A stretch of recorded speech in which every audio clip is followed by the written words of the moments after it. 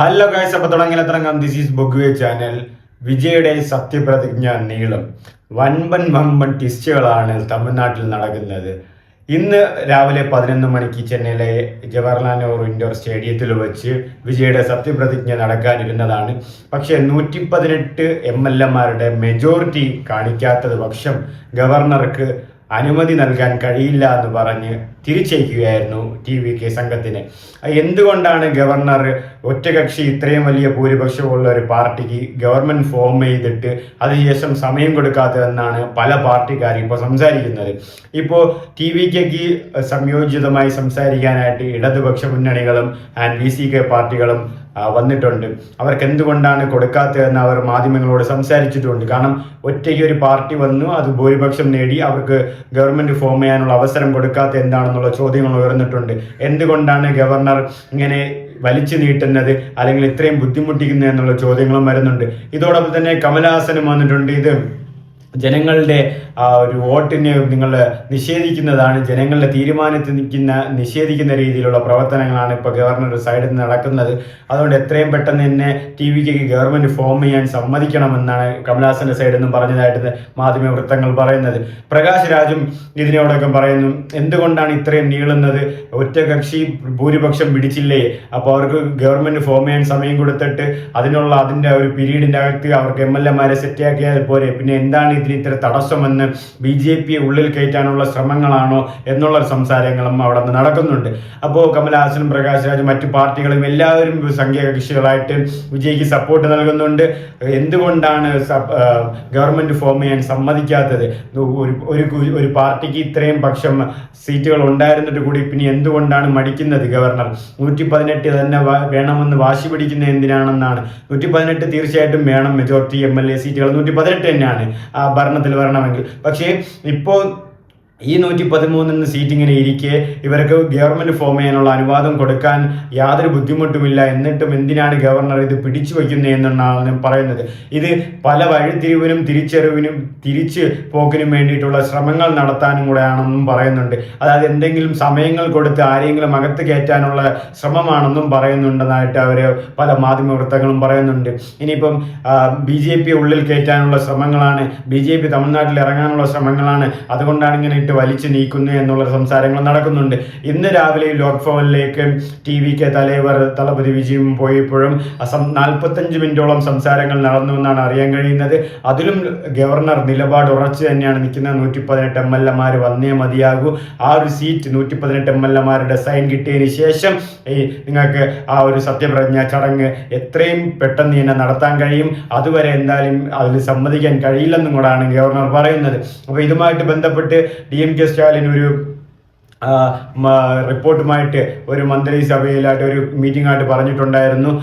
TVK government form ചെയ്യുന്നതിൽ ഞങ്ങൾക്ക് ബുദ്ധിമുട്ടൊന്നുമില്ല, അവരത് ചെയ്യട്ടെ എന്ന് തന്നെയാണ് പറയുന്നത്. DMK ADMK ആയിട്ടുള്ള അലയൻസുകൾ അങ്ങനെ നടക്കുന്നില്ല എന്നുള്ള സംസാരങ്ങളും വരുന്നുണ്ട്. അങ്ങനെ ഒരു സിറ്റുവേഷൻസ് ഇപ്പോൾ സംസാരങ്ങളും കാര്യങ്ങളും ഇല്ല. ആൻഡ് ADMKയുടെ ആൾക്കാരെ റിസോർട്ടിലായിട്ട് വെച്ചിട്ടുണ്ട്, പുറത്തൊന്നും ഇറക്കിയിട്ടില്ല. കാരണം സെങ്കോട്ടൈൻ അവർ പറയുന്നത് TVKയുടെ സെങ്കോട്ടൈൻ വിളിച്ചു കൊണ്ടുപോകും, സംസാരിച്ച് അവരെ ബ്രെയിൻ വാഷ് ചെയ്ത് TVKയിലേക്ക് കൊണ്ടുപോകും എന്നുള്ളൊരു അങ്ങനെയൊക്കെ സംശയാസ്പദമായിട്ടുള്ള സംസാരങ്ങളൊക്കെ ഉണ്ടാവുമെന്ന് പറഞ്ഞാണ് അവരതും ചൂണ്ടിക്കാണിക്കുന്നത്. ആൻഡ് ഇപ്പോൾ എങ്ങനെയാണ് ഗവൺമെന്റിന് TVKക്ക് ഗവൺമെന്റ് ഫോം ചെയ്യാൻ കഴിഞ്ഞില്ല, അല്ലെങ്കിൽ മെജോറിറ്റി വരാൻ കഴിഞ്ഞില്ലാത്ത പക്ഷം വരികയാണെങ്കിൽ രാഷ്ട്രപതിയുടെ ആ ഒരു 2-3 കാര്യങ്ങളൊക്കെ ഉണ്ടെന്ന് പറയുകയുണ്ടായി.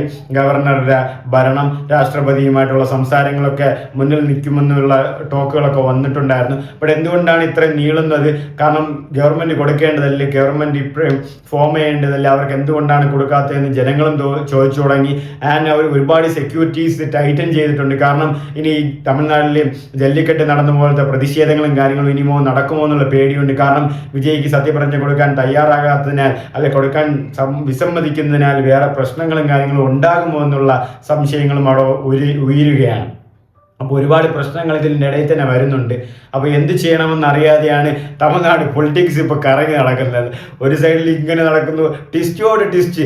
ഇപ്പം ഇന്ത്യ മൊത്തം ചർച്ച അതാണ്, ആരെന്ത് ചെയ്യും, ആരവിടെ ഭരണമേൽക്കും, തമിഴ്നാട്ടിലുള്ളവർ ആരിവിടെ മുഖ്യമന്ത്രി ദളപതി വിജയ് തന്നെയാണ്.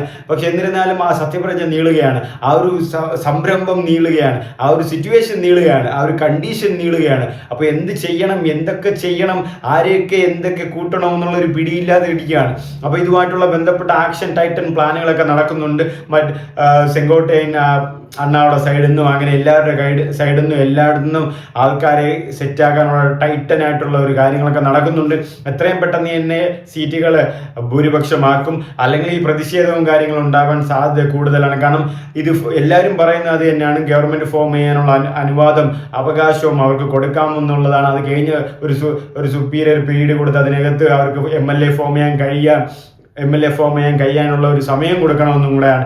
അതിന് പക്ഷേ കഴിഞ്ഞില്ലെങ്കിൽ അതുമായിട്ട് ബന്ധപ്പെട്ടുള്ള കാര്യങ്ങൾ തമിഴ്നാട്ടിലെ മറ്റു പാർട്ടികളും കാര്യങ്ങളാക്കി കൂടെ നിന്ന് ചെയ്തോളാമെന്നും കൂടെ മാധ്യമ വൃത്തങ്ങൾ അറിയിക്കുന്നുണ്ട്. അതുകൊണ്ട് ഇവിടെ പറയുന്ന കാര്യങ്ങളിലേക്ക് അവർ ഒരുപാട് ചുറ്റുനോക്കുകയാണ്. അപ്പോൾ എന്ത് നടക്കും എന്ന് പ്രെഡിക്റ്റബിൾ അല്ല, എല്ലാ ട്വിസ്റ്റാണ്. ഇവിടെ ഒരു സൈഡിൽ ഇങ്ങനെ നടക്കുമെന്ന് അറിയുമ്പോൾ അടുത്ത സൈഡിൽ ഇങ്ങനെ നടക്കുന്നു. അപ്പോൾ ഇന്ന് നടക്കേണ്ട സെറമണി പോലും നടന്നിട്ടില്ല. അപ്പോൾ അദ്ദേഹത്തിന് സത്യത്തിൽ സിനിമയിലും പ്രശ്നങ്ങളാണ്, രാഷ്ട്രീയത്തിലും പ്രശ്നങ്ങളാണ്. സിനിമ റിലീസ് ചെയ്യാൻ പോകുമ്പോഴും മുടക്ക് പറയുന്നുണ്ട്, ഇപ്പോൾ രാഷ്ട്രീയം പറയാൻ പോകുമ്പോഴും മുടക്ക് പറയുന്നുണ്ട്. ആൻഡ് എന്തുകൊണ്ടാണ് ഇത്രയും മുടക്കുകൾ അദ്ദേഹത്തിന് മാത്രം വരുന്നു എന്ന് ഒരിക്കലും മനസ്സിലാവുന്നില്ല. കാരണം ആരും പറഞ്ഞല്ലോ, ഉള്ളത് നല്ലത് ചെയ്യുന്ന ഒരാൾക്കെതിരെ ആയിരിക്കും എല്ലാം വരുന്നു എന്നുള്ളത് തന്നെയാണ് ഇവിടെ ചൂണ്ടിക്കാണിക്കുന്നത്. അത് തന്നെയാണ് ഇവിടെ വീണ്ടും വരുന്നത്. കാരണം എന്തുകൊണ്ടാണ് ഇത്രയും ഒറ്റകക്ഷിക്ക് ഭൂരിപക്ഷം ഉണ്ടായിട്ടും ഗവൺമെന്റ് ഫോം ചെയ്യാൻ ഗവർണർ സമ്മതിക്കാത്ത എന്താണ്, ഗവർണറിന് അത്ര വിസമ്മതിക്കാനുള്ള കാരണം എന്താണെന്ന് ഗവർണർ നിലപാടിൽ ഉറച്ചു തന്നെയാണ്. 118 MLA വേണമെന്ന് തന്നെയാണ് പറയുന്നത്. ലോക്സഭയിൽ പോയി വീണ്ടും ഇന്ന് 45 മിനിറ്റോളം സംസാരിച്ചിട്ടും കാര്യങ്ങളൊന്നും നടന്നിട്ടില്ല.